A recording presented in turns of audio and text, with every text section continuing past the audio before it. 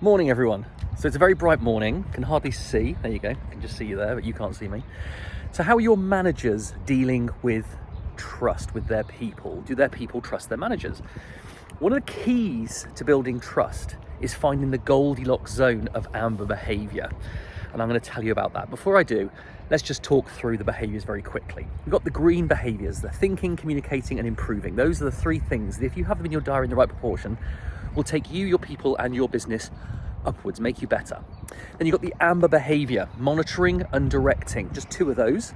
And those are the things that stop your business from going backwards, stop things getting worse and manage risk. Then we've got red, doing and brown, floating. And those are the things, if you have them in your diary, will potentially take your business backwards because it's taking time away from the green and the amber stuff. Then you've got blue behaviour, and blue behaviour is about recharge. That's about recharging your personal batteries, and that's living, looking after your physical, spiritual and mental well-being.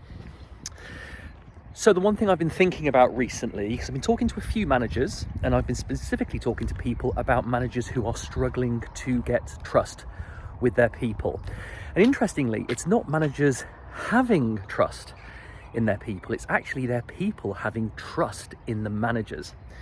And this is a big factor.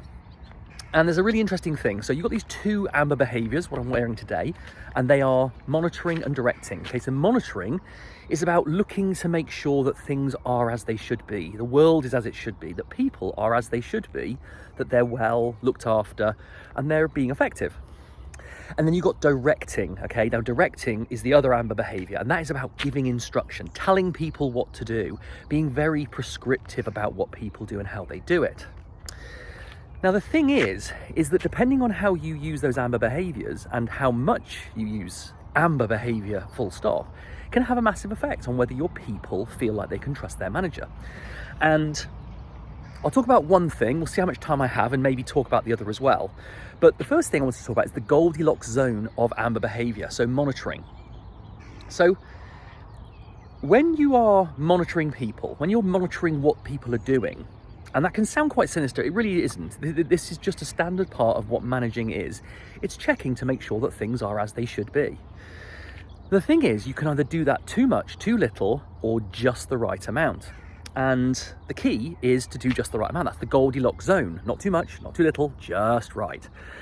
And so the thing is that if you spend too much of your time monitoring, you're looking all the time looking, can't stop looking at people because you want to make sure they're always doing the right thing, then you get into the point of potentially micromanaging people.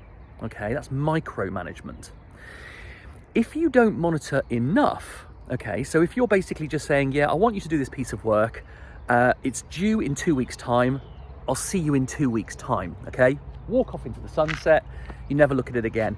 You come back in 2 weeks and hopefully it's been done. Now, if it isn't done, then you've basically abdicated responsibility, okay? That's not delegating responsibility, that's abdicating responsibility. And that's something that some managers fall into the trap of doing because they feel like they don't want to do too much of it. But here's the thing, there is a just right amount, and that's the Goldilocks zone of monitoring, okay? So the tip I always give to people about this, because they say, well, how do I know how much is too much and how much is not enough? And the way I look at it is I say, look, you're going to give a task to somebody, and let's say that task is going to take 2 weeks to do, okay? So it should be finished in 2 weeks. What I ask the manager to do is I say, I want you to assume that it is going to fail just for a moment. Just assume it will go wrong. What's the latest you would want to know that it's gone wrong or that it's starting to go wrong? Okay.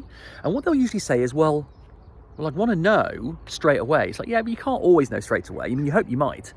But what is the absolute latest you'd want to know? And usually they'll say, I'd want to know within about 4 days. Say, great. Then 4 days is the first time you should go and check up on what's happening. Okay. And then when you get to that point and you find out, yeah, it's going well, it's going good, you then ask yourself the question again, what's the latest I'd want to wait before knowing that I could intervene and help make things work? And again, you select a time and that's the next time you do it. Okay. That's the Goldilocks zone. Now, it's always possible that the person who is being monitored might feel like they're being over monitored. And all I say here is that doesn't mean to say that you can't monitor them. It certainly doesn't mean to say you shouldn't monitor them. What it means is that you need to have a conversation with that person as to why you feel the need to monitor them more. Because it may be that they think you don't trust them, whereas actually this might be a really, really important deliverable that you don't want to let the ball drop and you're just trying to support them. Just by having that conversation, it can completely change things. Okay, so having your amber behavior in the Goldilocks zone is the difference between micromanaging, abdicating responsibility, and doing just the right amount and building trust. Trust of your people in your managers, not the other way around. That's it for now. The other one I'll cover in another video, but in the meantime, have a great day. Have a great week.